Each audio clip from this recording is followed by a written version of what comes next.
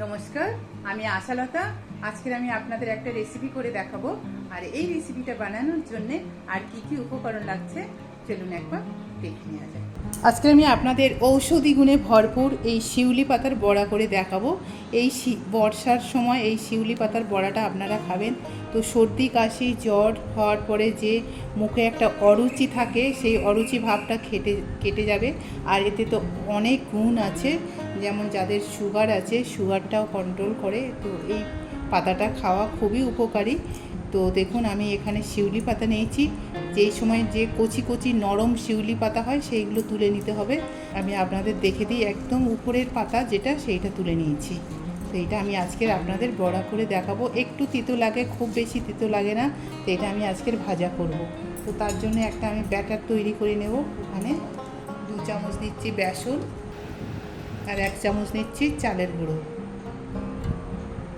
নুন দিয়ে দিচ্ছি স্বাদ মতো, হলুদ পাউডার দিচ্ছি অল্প, শুকনো লঙ্কার পাউডার দিচ্ছি, একটু জিরা পাউডার দিচ্ছি। ব্যাস, আর কোনো মশলা লাগবে না।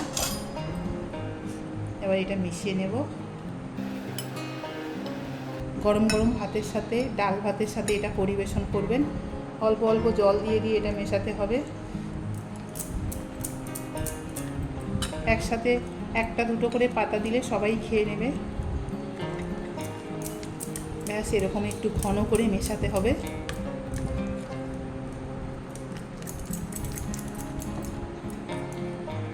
এবার এটা 5 মিনিট থাক। এবারে আমি এটা সর্ষের তেল গরম করে নিচ্ছি। এটা সর্ষের তেলে করলে ভালো লাগে, আপনারা সাদা তেলেও করতে পারেন।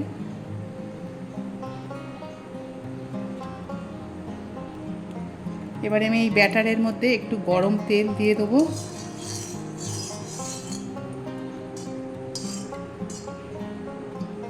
এক চামচের মতন দিলাম। এটা দিলে মুচমুচে হবে খুব।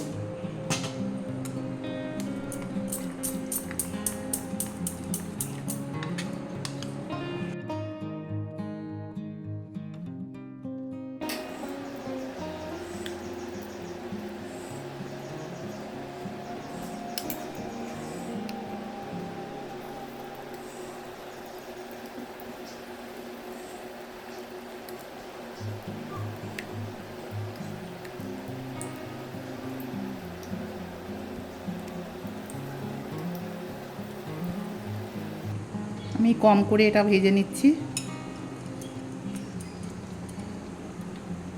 ব্যাটারটা একটু মোটা করে নিতে হবে।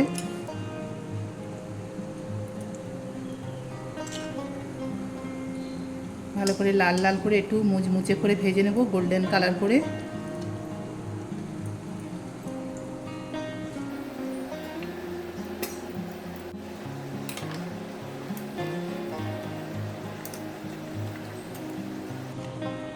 এটা ভাজা হয়ে গেছে, তুলে নিচ্ছি। খুবই মুচমুচে হয়েছে।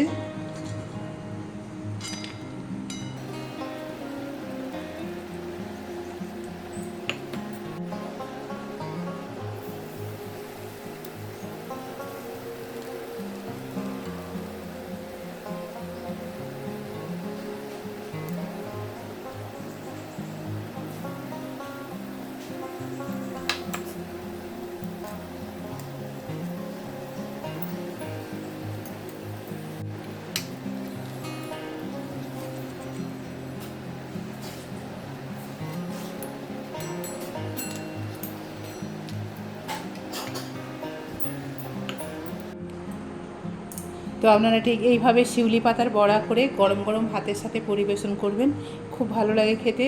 আর কেমন লেগেছে আমার এই রেসিপিটা আপনারা অবশ্যই কমেন্ট করে জানাতে পারেন। আমার এই রেসিপিটা যদি আপনাদের ভালো লাগে তাহলে লাইক করবেন, শেয়ার করবেন, সাবস্ক্রাইব করবেন আর আমার বেল আইকনে ক্লিক করবেন। তাহলে নতুন নতুন ভিডিওর সাথে আপনারা আপডেট থাকতে পারবেন।